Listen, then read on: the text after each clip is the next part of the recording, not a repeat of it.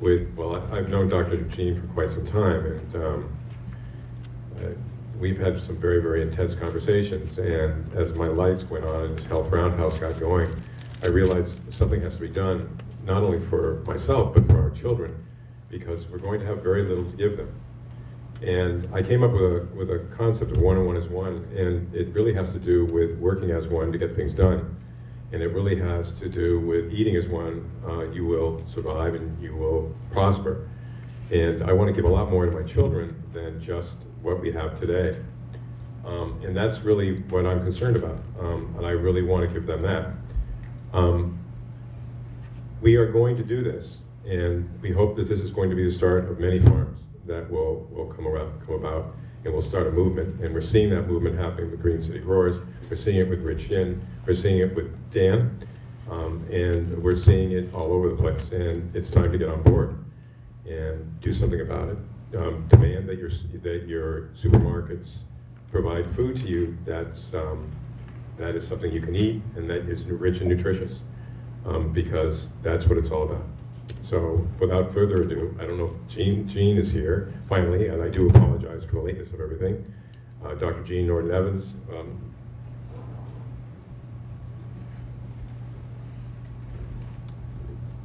Master this microphone. Thank you all for attending. Kind of a crazy night out there with both weather and traffic, so I apologize for myself being late, but I'm happy to say I was accompanied in my car by Rich Shinn, so we had a wonderful conversation. What I would like to do right now is invite all of the speakers up, and we're going to answer any questions and hopefully have a lively discussion. Give up the mic is for Dan.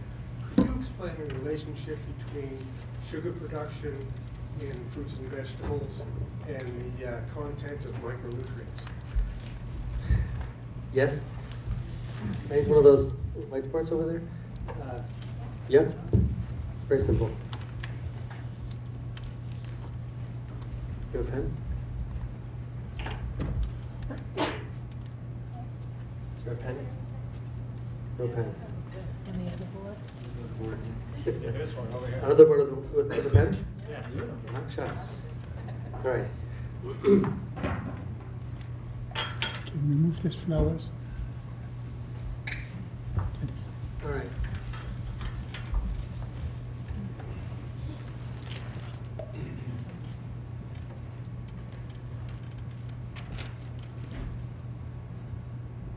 Got a plant. In the leaf occurs photosynthesis, which is water plus carbon dioxide plus sunlight equals sugar plus oxygen. My understanding is that a healthy plant, it's a very major caveat, a healthy plant takes 2/3 of that sugar and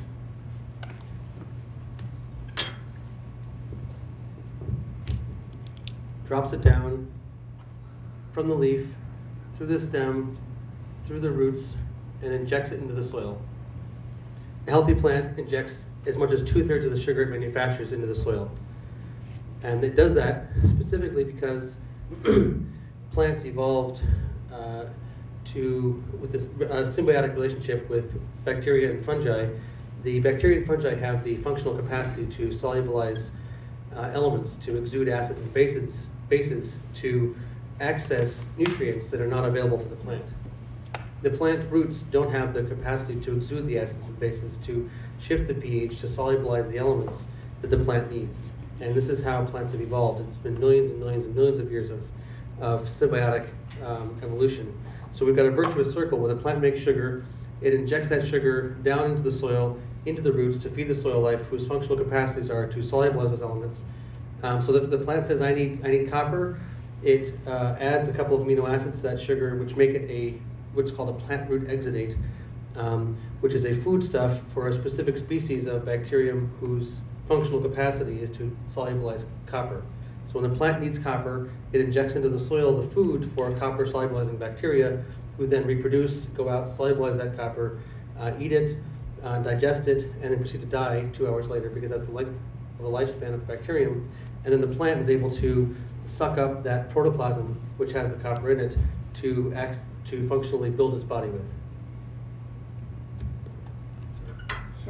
So the more sugar that's manufactured, the more that's injected into the soil, the more the soil life grows, the more minerals are accessed, the more the plant grows, the more sugar is manufactured. It's a virtuous circle. So you're using the sugar as a gross indicator of the availability of micronutrients? The presumption behind your question, I think, is that Brix correlates to sugar. Yes. Which is Brix correlates to sugar, but Brix is not sugar. So you can get a Brix reading with battery acid. You can get a Brix reading with vinegar. Understood, but also if you're seeing the sugar, I guess my real question is, if you're seeing the sugar, you're not really sure that you're seeing the micronutrients. When you're seeing a Brix reading, that does not mean you're seeing sugar. Brix does not mean sugar. It's a misunderstanding. It's a common misconception. Brix is calibrated to percent sucrose.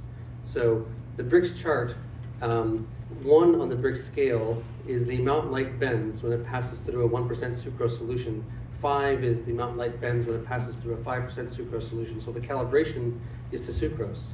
But if you put battery acid or vinegar or olive oil on a refractometer, you'll get a Brix reading.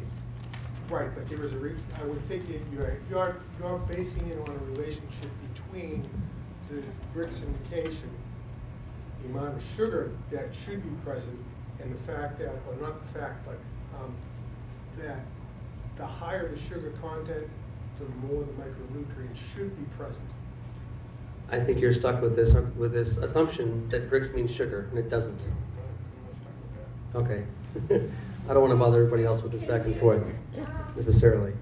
Could we simplify that by saying the healthier the plant appears, the more we can assume the bionutrients are available? That's what I'm saying. Yeah. We're making an assumption that the micronutrients have been available, therefore there's more sugar. Right. He's asking about the feedback mechanism between the health of the plant and the bioavailability of the nutrients in the soil. I think that's what I just explained, how the more sugar that's manufactured in the leaf, because the biochemistry is working more well, the more sugar is available to feed the soil life, and therefore more nutrients are available for the plant to grow. This is a very technical conversation that I'd be happy to engage you with, but I'm not sure everyone else wants to spend 15 minutes on it. I'm happy to talk to you afterwards about it. Actually, I have a question for you as well about spelt. You're growing more spelt now. Is that because wheat is not working out really well?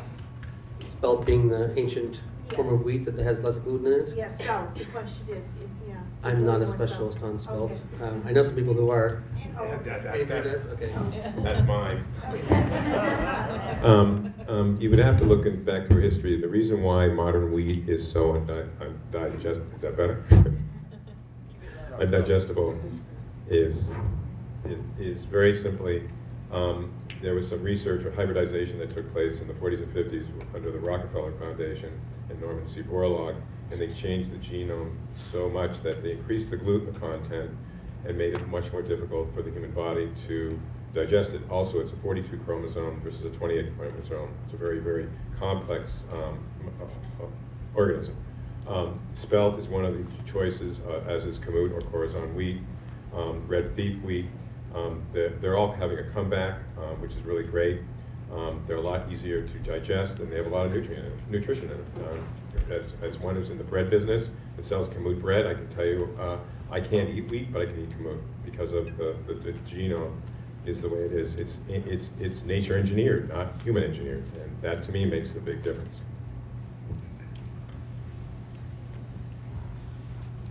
Hi, this question is for Jessie. As far as urban farming is concerned, do you find any absorption of pollution or off-gassing from rubber or any of those kinds of things, plus fluoridated water being absorbed in plants, and with all those kinds of elements, can you still call it organic and not be affected somehow? Sure. So I would say that in terms of soil-based contaminants, that's why we use raised beds in most growing scenarios, is that we're actually bringing in the soil and bringing in an uncontaminated soil that we have control over what is going into it. There's a lot of lead contamination in the soil in Greater Boston. I'd say probably 80 to 90% of the soil in Greater Boston has lead in it. So there's that, and that is fixable. I'd say that in terms of air pollution, there needs to be better studies about air pollution. I think this is a little more sciencey than I have a great answer to, honestly. But from what we've read, it's mostly about proximity to traffic, and that there's kind of a buffer zone from where you could be further back from the traffic, 150, 200 feet away. So basically recommending you don't grow food on the median of 128, but that there's a certain level. And then other things like tree barriers and hills and other things will create a barrier between air pollution and those issues. You should always wash produce in general if you're getting it from anywhere. Yeah. Yeah, please. I don't have a lot of knowledge on this topic, but my understanding is that in many cases the plants cannot keep the contaminants out of the leaves, but they can keep them out of the fruits. So it's better to grow tomatoes or peppers or eggplants or squash or cucumbers than it is to grow Swiss chard or lettuce if you're concerned about the environmental pollutants. Yeah, I've heard absolutely the same thing, and that's proven with lead. And so it's something where if you had like a medium lead level in your soil, a medium lead level, like UMass Amherst, who we do all of our testing through, will say that you could grow fruiting vegetables or you could grow fruit in a medium lead level if you wanted to, versus a recommendation of don't do anything in it, because the lead goes first into the leaves, then the stems, and then the fruit of the plant. So I think it definitely depends. I would say in terms of fluoride in water, I'm not sure. I think that would be an issue in suburban or rural communities as well. I can answer it somewhat on the fluoride. The sodium fluoride they use, the sodium fluoride they use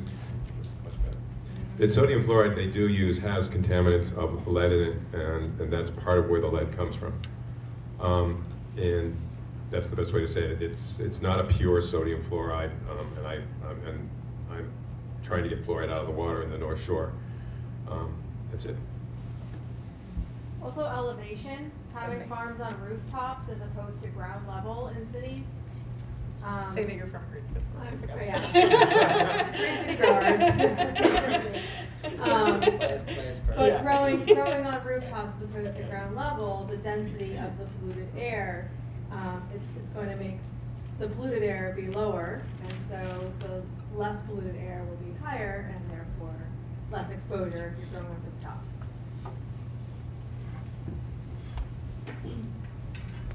A little bit on the fluoride theme, but more toward Dr. Seneff.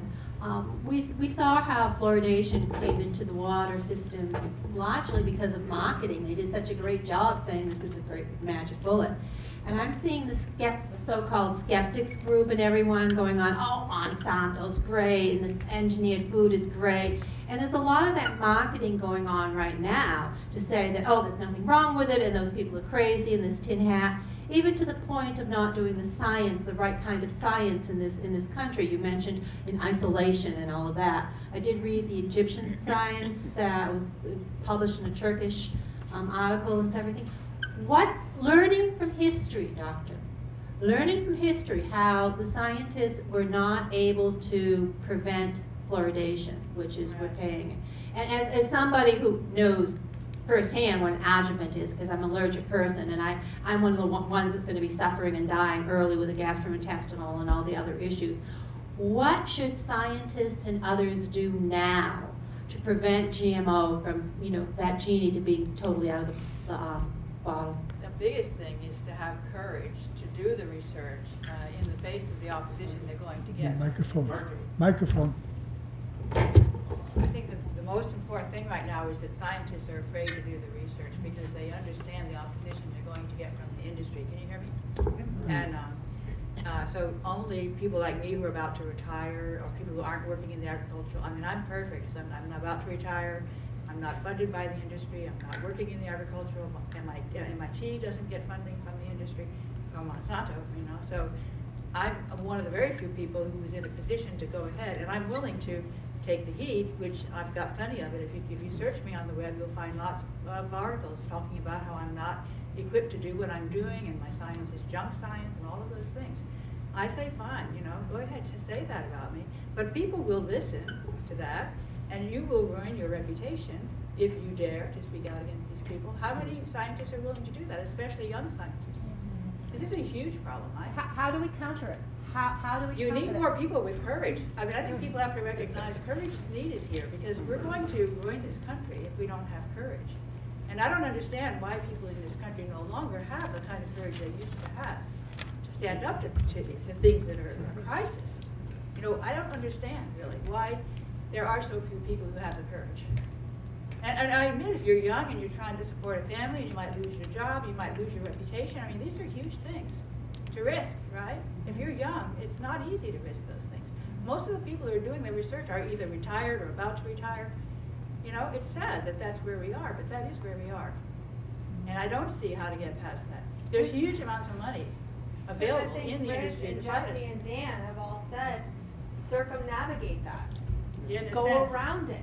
yes, I think the answer might be, you know, if enough people like you hear my story, and if my story is convincing enough to you, that you recognize you need to do something different, and then you follow what these people are saying, and you find a way to contribute in that space. I mean, I feel every time I meet an organic farmer, I am like so delighted to see that that person has made that decision to grow that food. And then we have people who are willing to buy it because they recognize the danger. But we also need the science, and you and I can talk offline a little bit more about the social dynamics of that and all. Yeah, the science is really hard, and of course the real experiments that need to be done are very expensive, and there's almost nobody out there who's willing to fund them. So you have to spend your own money to do these things. I mean, Anthony Samsel is another one of my heroes.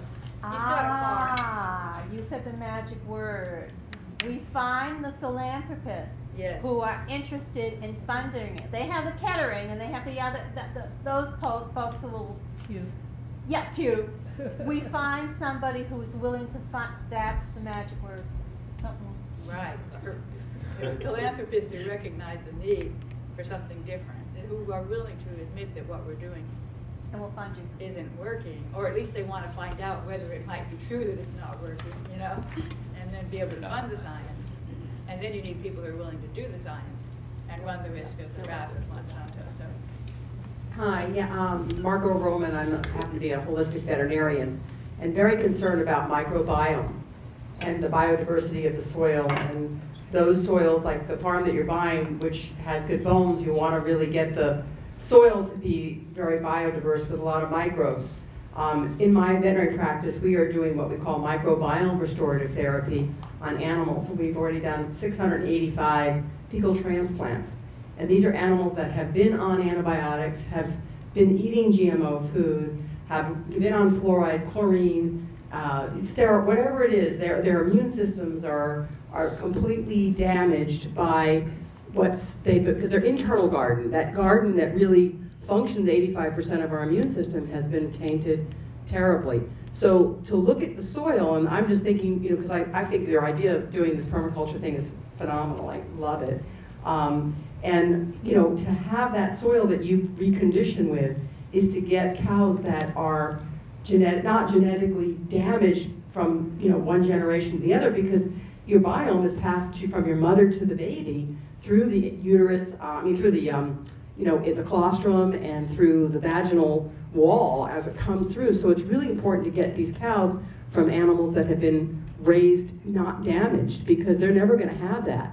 And so and then that's going to contribute to your soil, and your soil has to have that same feedback of being fed into the next, you know, and it would go a lot faster if you could get that inoculated by because like I said, we've done over almost 700, and the animals' personalities change, their immune system change, their GI tracts change, and that's probably part of the value of raw milk, is because it's got bacteria in it, and we need that bacteria to function, and the more bacteria, the better the plant's going to grow. I would like to say, am I on? I'd like to say something about what Dan said, because I was very excited about what he said about feeding the sugar to the roots, to the microbes in the roots, and then allowing them to give you back the minerals that they're able to grab from the soil. And I think we have a similar thing going on in our bodies, because the liver is sending all those bile acids to the gut, around and around to the gut. And in those bile acids, the liver puts things that are probably nutrients for the bacteria. And if the liver is sick and can't push the bile acids through, the bacteria are going to get sick too. And I'm seeing cholestasis, which is like blocked bile flow, as an issue. That's one of these issues that's going up, in step with glyphosate. I think that we're not feeding our microbes, just as the plant is not feeding its microbes because of the damage that we have. And I like to say it's M&Ms. It's the microbes and the minerals. The point about the chelators, you need the manganese for certain critical enzyme system functions, and if those elements aren't present, then the organism can't exist. It's impossible to have that healthy gut flora if you don't have that full spectrum of elements present in the environment, and if you don't have those elements present in the food, then the whole system can't function, and that's where we're at. And when we're talking about cows, mother cows, grandmother cows, the epigenetics thing. I mean, the science on epigenetics and how you can wear out DNA in 2 or 3 generations, and then you can rejigger it in 2 or 3 generations. It's not game set match. We are 2 or 3 generations into denuded food, which is why we are degenerating, which is why we have the epidemic levels of degenerative disease. And all we can do is start to eat better and rebuild that DNA in our own bodies and our children and our grandchildren. It's taken a couple of generations to wear us out, and it'll take a couple of generations to build us back up to who we think we could be. But it's not like we have to give up and say, woe is us. We absolutely have access to everything we need to succeed. Hi, I have a rather simple question. Often I'm faced with the decision of grass-fed beef. Let's say I'm at Whole Foods, grass-fed beef or organic beef or grass-fed milk, even like Highland Farms, grass-fed. It's not grass-fed, maybe. No, it is grass-fed, but not organic. I'm just wondering what you would do in that. Yeah. Okay. I'd definitely go for the grass-fed, and the reason why is that one of the issues with feeding grain to cattle is it creates acidosis, whether it's organic grain or regular grain.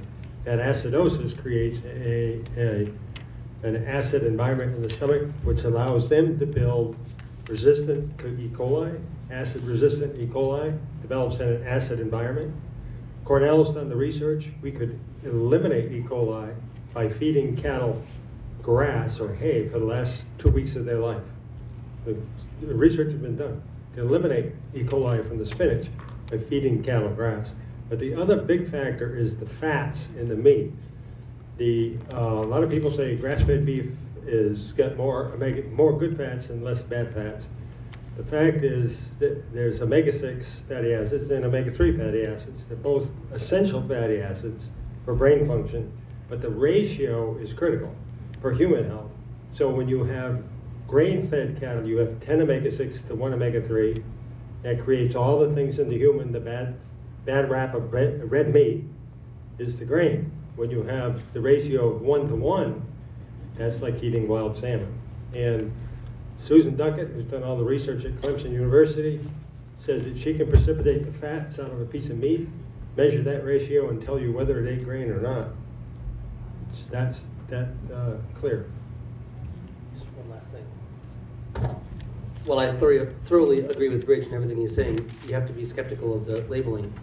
And sometimes there's grass-fed and there's grass-finished, and sometimes they'll start off on grass and they'll finish them on grain.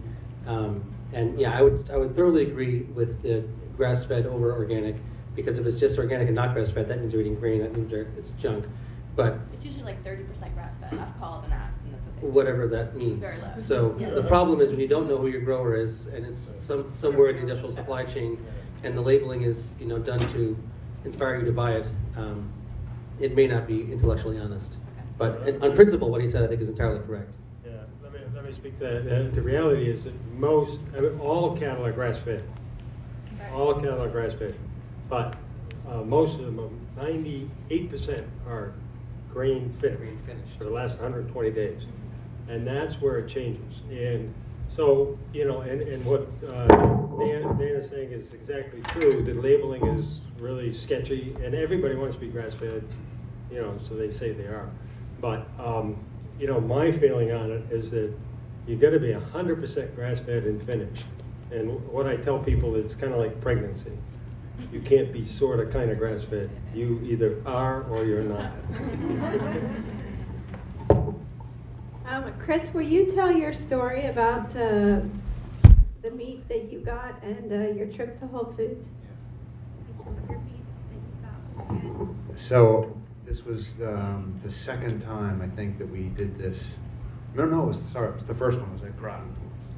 Groton School. And so I had not met Ridge until that night and heard his spiel about grass-fed.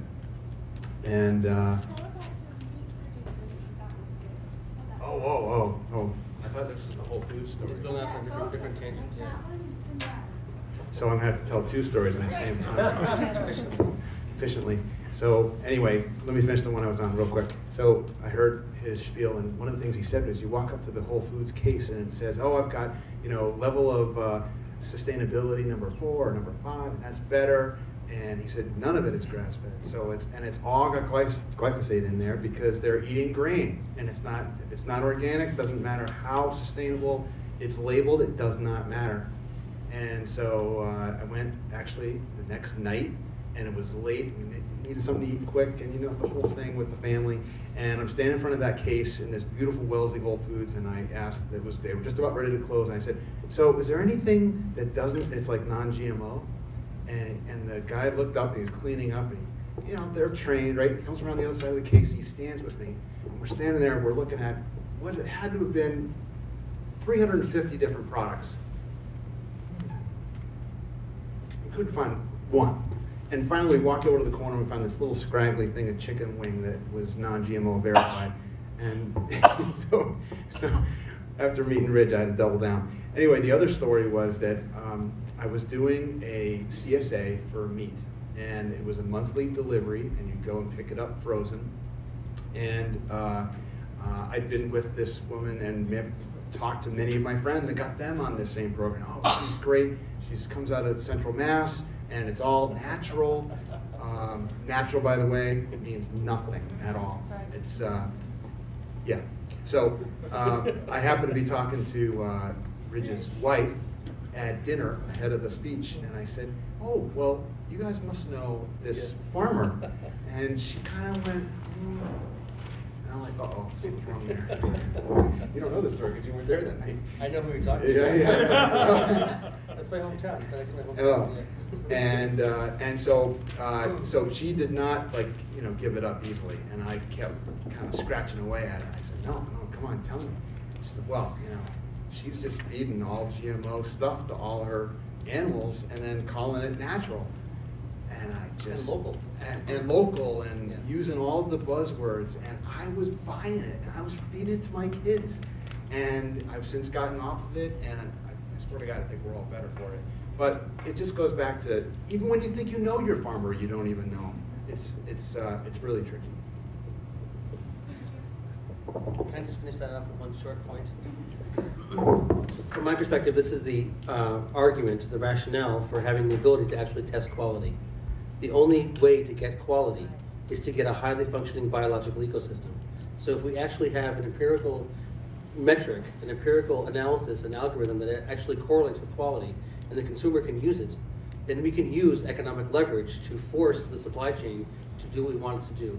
And we can overtly, you know, very specifically identify what is the best of the available options. Because we can't trust the marketing, we can't trust the labeling. And the science is true. And this is where if we had, you know, $100,000 or $1 million, we could do some amazing things. It doesn't take much really to do some amazing things. To give the consumer the ability to test quality would revolutionize this whole conversation. We wouldn't be talking about all the fears and all this kind of stuff. We could actually just be really pragmatically, you know, we go out together. You know, you got a group of friends, you go out, we're going to go to the farmer's market, and I'm going to buy from this farm, you buy from this farm, you buy from this farm, we'll all test quality, go back home, get a bottle of wine, and we'll test them. And then we'll know who we should all go to. Hey, they do before they You got eight CSA, 8 CSAs to join. You know, test the crops from each CSA, and tell your friends which one to join. On Facebook, right? Absolutely. I mean, we can totally do this. And for me, the question is really about quality, and that's I think the high point, the high ground in all this conversation is really it's the quality of the crops. It's the quality of the food that matters. One of the most confusing when it comes to labeling is eggs. Oh, yeah. There are a bazillion different. Labeling is not gonna. kinds of labels That's the whole of point. eggs. And Yeah. you know, one thing that Jessie's doing with Green City Growers now is helping people raise their own chickens. Yeah. All right, we're doing that. I forgot. I just want to say something about labeling. My name is Mary Kay Loyan. I have the program, The Legal Edition. I've interviewed with Dr. Seneff, and we've done actually 2 shows. We've done one on GMOs and herbicides, and we've done one on statin drugs. And one of the things I wanted to bring out, because I don't think a lot of people know, and I follow this because of my profession, that Vermont is the first state to actually have passed legislation on GMO labeling. And it's slated to go into effect in 2016 of July. However, they are being sued right now by the Grocery Manufacturers Association, the Dairy Association, and the Snack Foods Association. And right now, they're fighting off a preliminary injunction, motion to dismiss, and it's in the court's hands right now to decide whether or not that law will actually go into effect. And Congress has the bill written that Yes. if they lose, if the industry loses the battle, to pass the law in the federal government, which means that all this GMO labeling, you know, activism for years, millions and millions of dollars, millions of human hours is down the toilet, right? I mean, we've raised awareness, but the fighting is not the answer. Fighting is not the answer. You have to vote with your pocketbook. The answer is to actually work on creating the solution you want to see. Not fighting what's bad, but creating what's good. Voting with It's your a money. major shift in analysis, and the focus is quality.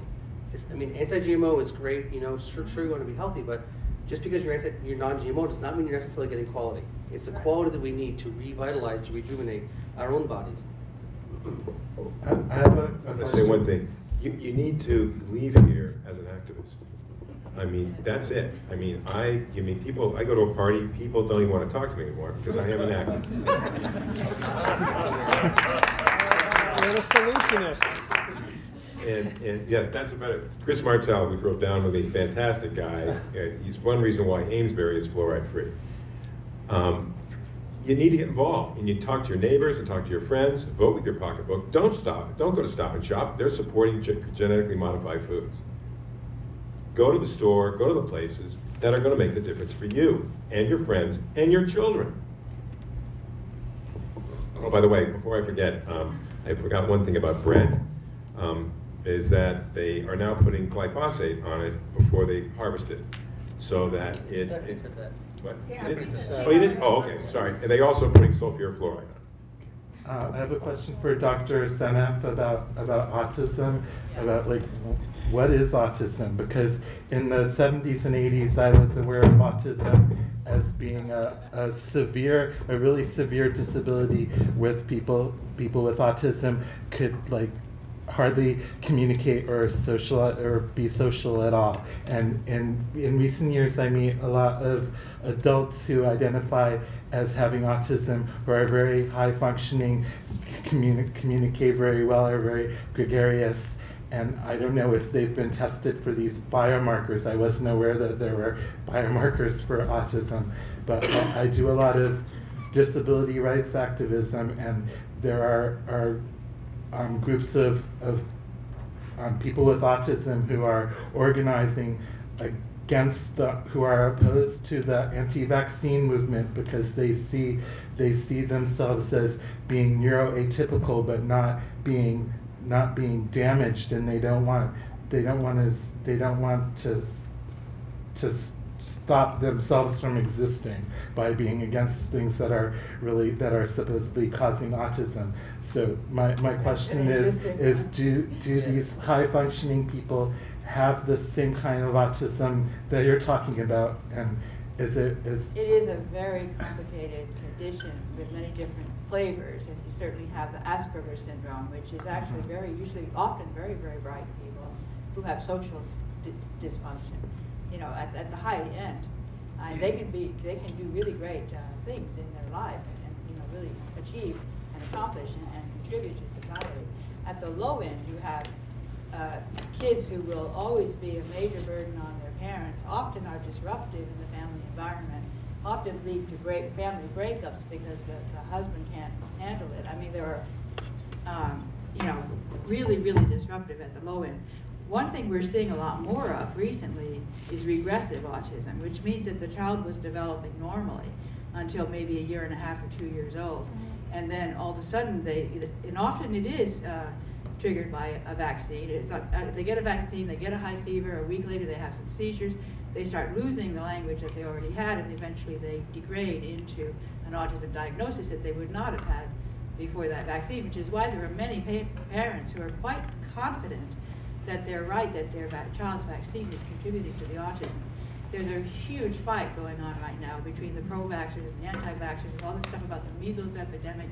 It's an incredible polarizing topic because the vaccines are supposed to be so wonderful that they keep away these horrible diseases, and who wouldn't want them? And then you have a parent who has seen her child be destroyed by a vaccine, and that parent has to be incredibly passionate about the concept that the vaccines are connected to the autism.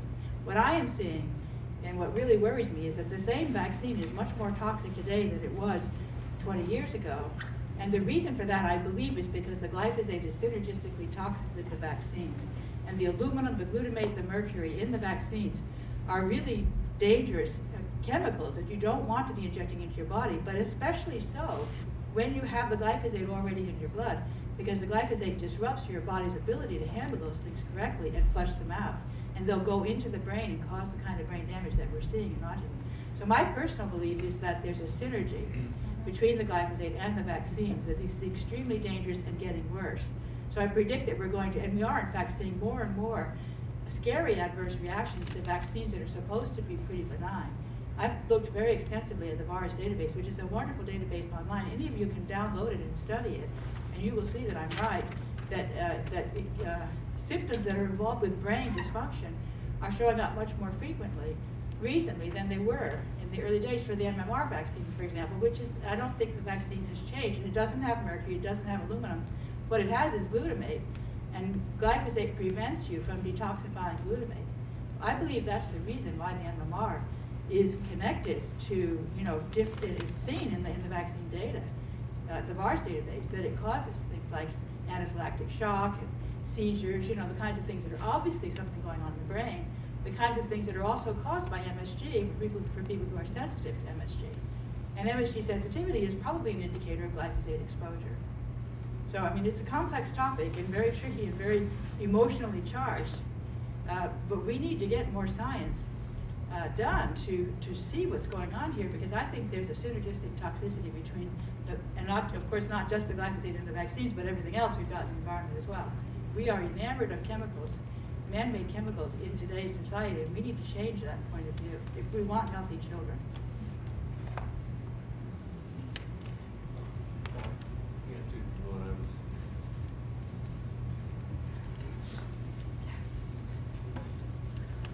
Hi, first of all, I just want to say thanks for taking this on and sorting through.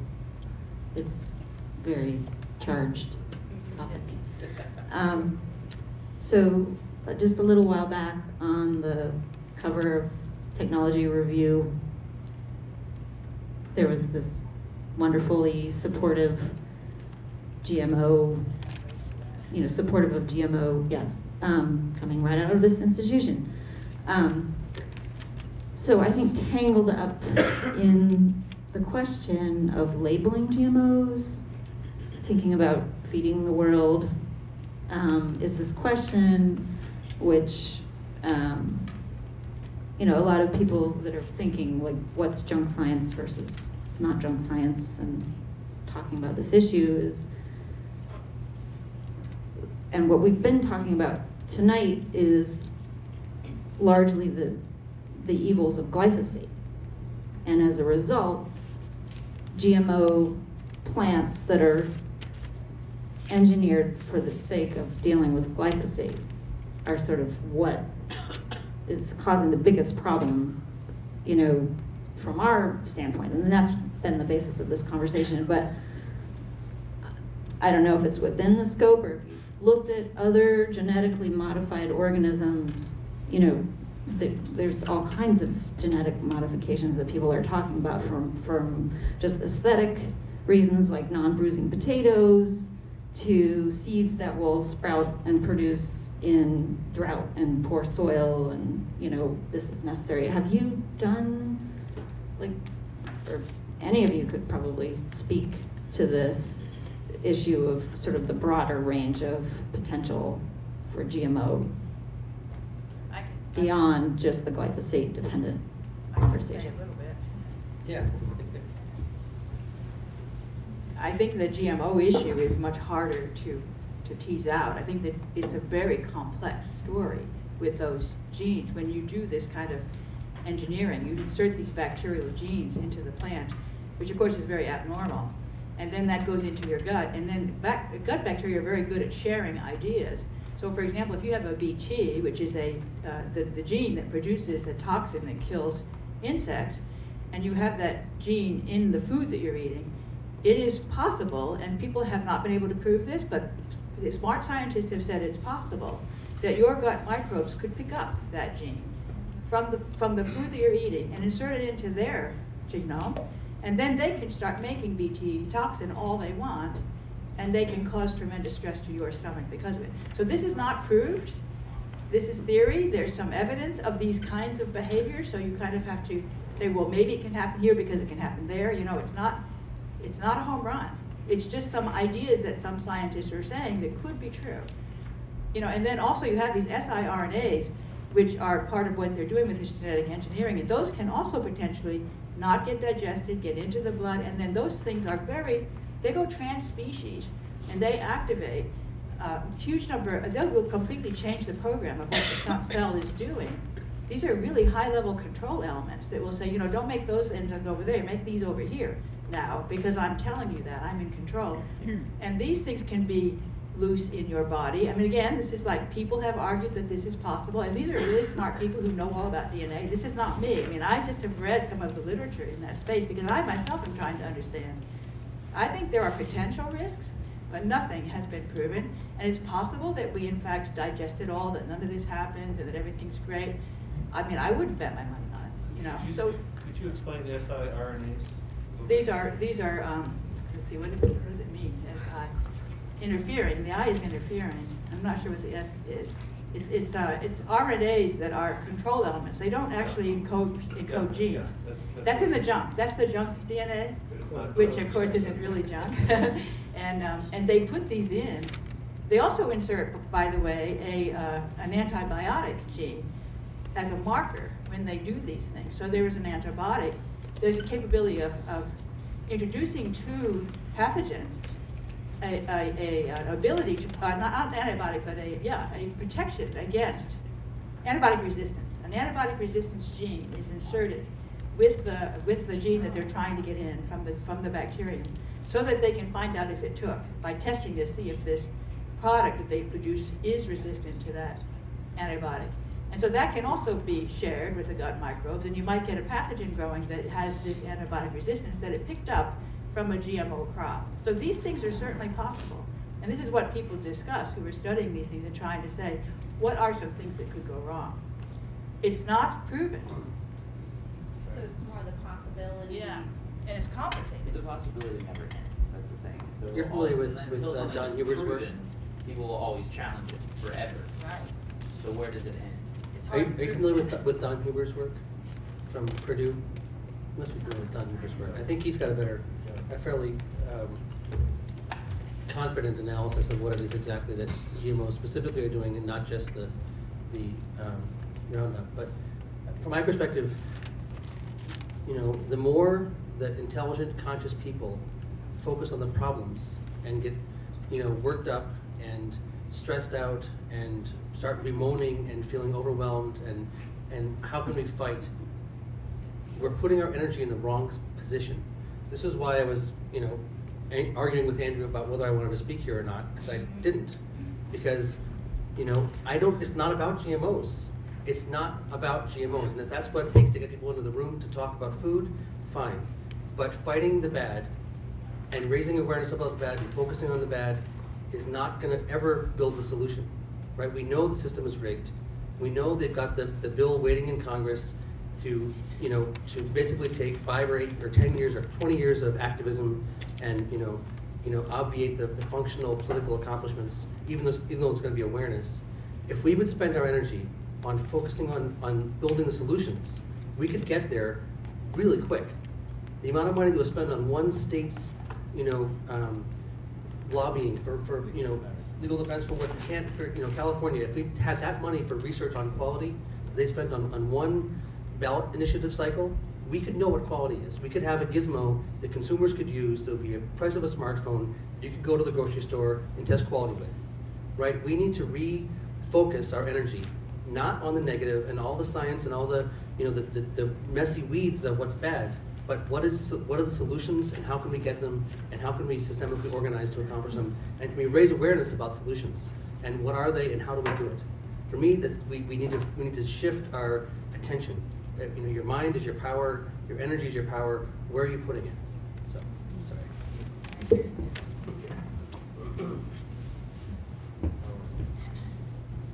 So I would just follow that up by saying your mind is your power, your energy is your power, and your money is your power. And I think that we all have a lot of some of those things, and maybe not a lot of other some of those things. But use what you got, and we can make a difference. Okay, let's just run down the row really quick. You got one sentence to speak your favorite solution to this issue. And mine is community, and figuring out as human beings how we can get along and work with each other. 1 and 1 is 1. If we take our energy, like Dan says, and work on the solution, they'll dry up and they'll blow away. Food business got in trouble because you have people that run the businesses on one end of the planet and the food being grown at the other end of the planet. And the closer you bring them together, the more accountable they are going to be to each other.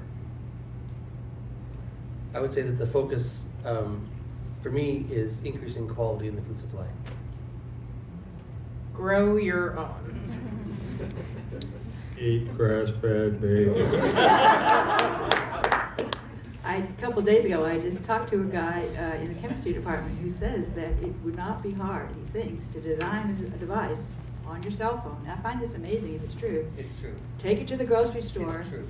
Zap the food and find whether the glyphosate is in there or not. Near infrared The glyphosate. And if you say, oh, glyphosate, I won't buy it. Oh, this one's free. Okay, good, I'll buy it. Well, I know that's what you're saying, but if you could even test glyphosate, then you could just go and say, okay, I won't buy that. Oh, yeah, oh, this one's good, I'll take that. This was going to make them totally freak out. I mean, they're going to have to get rid of the glyphosate in the food if you're doing that. And he's making the same point with the nutrients. If you can test the nutrients, buy the one that's nutritious. The other one sits there and rots. That's the point. And then they're going to say, oh my God, I've got to get this thing to be nutritious, or these people aren't going to buy it because they've got those things, those gadgets they can test, And they'll cover it with wax that you can't. Whole Foods told me Yeah, they're they'll have a solution to that too. Be accountable. When you are, a couple years out from having a gizmo, come tell us, and we will tell all of our growers that they have 2 years to meet standard. As soon as they know that we can test, they're going to be they'll raise the bar. Yeah, it's enlightened self-interest. It's selfishness being selfless. Is there a timeline for when such a gizmo will be available? It's money again. Yeah, right? do you have the money? Research. We can't say this is quality So until my we know chemistry friend solidly. said, we can't do that because we can't even reveal that hand, We are working on it. Anybody who wants to talk about this conversation, I'd love to have an off-stage conversation. Yes. First of all, the work is in action. I'd like to thank someone here special tonight, Dr. Dan Ike from Newburyport. Dr. Dan is a member of Health Roundhouse, and he's working hard with us to try to end fluoridation in Newburyport. Dr. Dan sees what happens when people eat food that isn't food, and he sees the damage to the human body. And I want to thank him for coming tonight, because it means a lot to me, and it means a lot to this group. We need to eat better, and there is no ifs, ands, buts about it, and you can't just do it alone. You can't just do it alone, and you need to talk to your neighbors, and you need to be a solutionist. And that's what this is all about, and get involved with Farm 2.0. It really means a lot, not only for me, but for your kids, et cetera, right on down the line.